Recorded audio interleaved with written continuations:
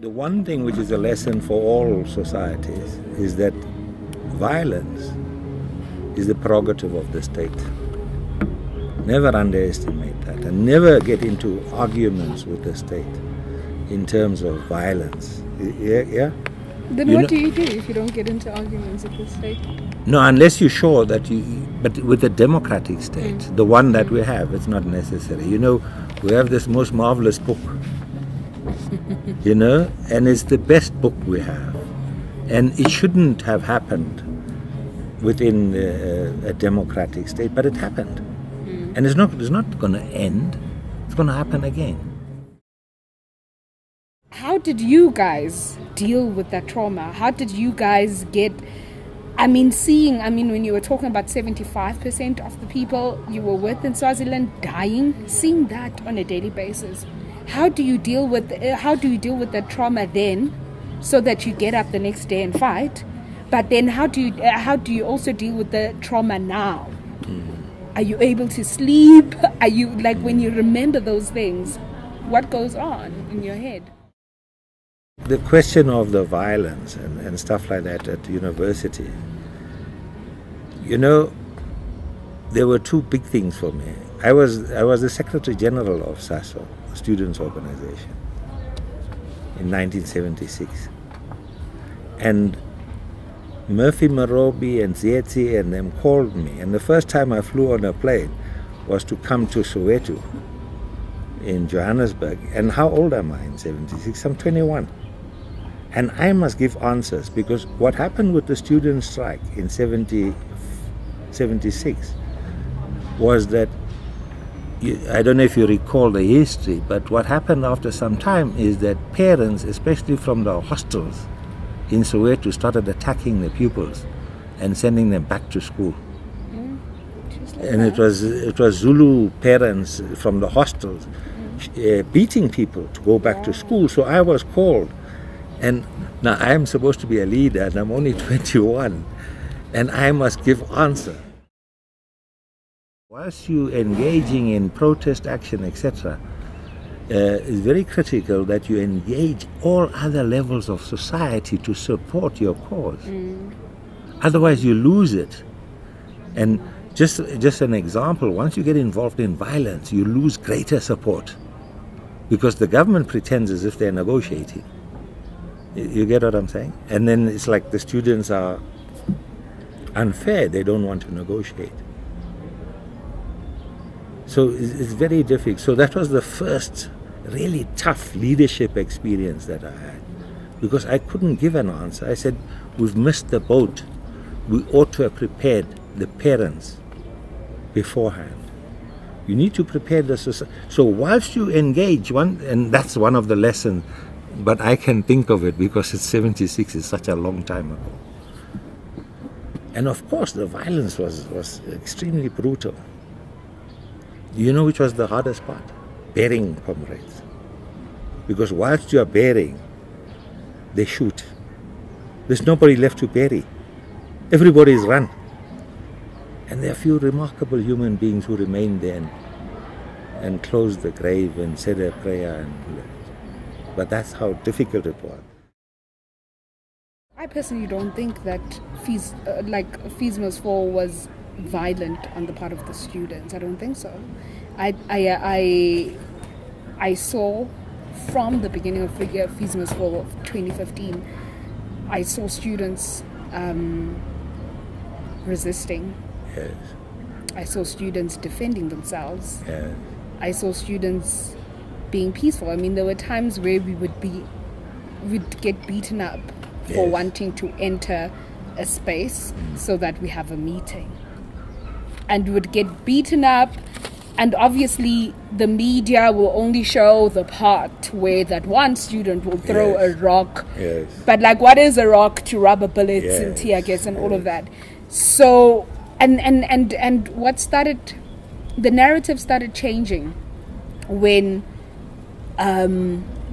specific people, your leaders, then are the ones who get shot. And the images, we will always get shot while we were running away. We saw violence from the state. So that's we saw structural violence, and we didn't know how to respond to that. Yeah, now that's an important lesson.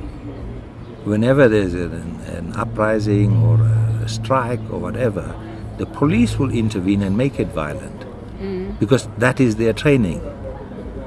Yeah, they are trained.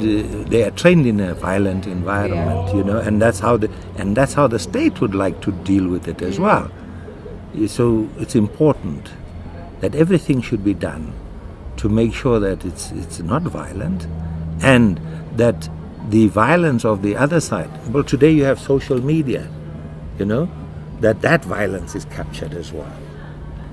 But it's very important to have all the other aspects, all the other levels of the community in supporting you, whether it's the academics at the education department, the police, as you know. It's important to mobilize all the sectors, the parents.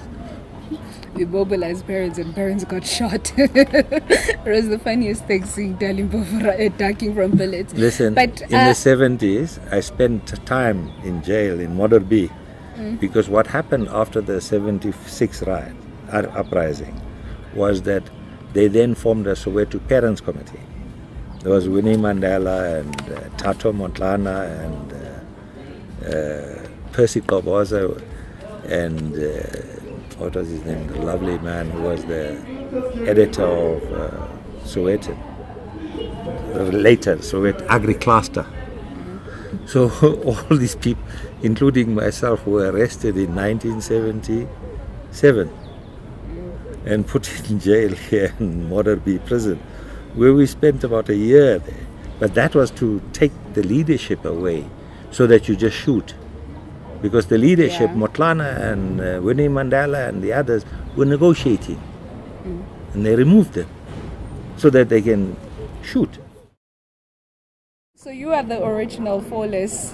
So I've read some of the, SASO documents, especially parts that speak directly to free education. Can you just talk to me about what was the thinking behind that? What was how did you guys view education at that time, and you wanted free education for who? All of that. At that time, actually the worst part of the education was what they call Bantu education. The best, I used to be the publications director of SASO as well. And just before I go on that, it might be useful for the students of South Africa to form an organization like the Students' Organization, which is like a permanent body. You can change your representatives every year, which is what we did in our case. But at least it's an office which keeps a record and which allows continuity, and it's got institutional memory. And I think that was one of the advantages we had as compared to, because there's no central body of the students at the moment. In as much as the violence is bad, but it somehow brings me closer, and it somehow makes me understand. In as much as I'd come and I criticize this fallacy of a rainbow nation a lot, and I'm a big advocate for decolonization and all of that, but I'm aware of how hard it is to struggle, and I'm aware of how hard it is to constantly exist in a violent state, and in a state where you feel like you're not even existing. And I understand where you guys are coming from. I understand why the older generation will celebrate the democracy as it is. I understand it because of the stuff that you guys have sacrificed, and because of how hard it is to go through that, and how much better things are, even though we argue that things are not better, and they will never be better until we get our land back. But I understand where the older generation comes from.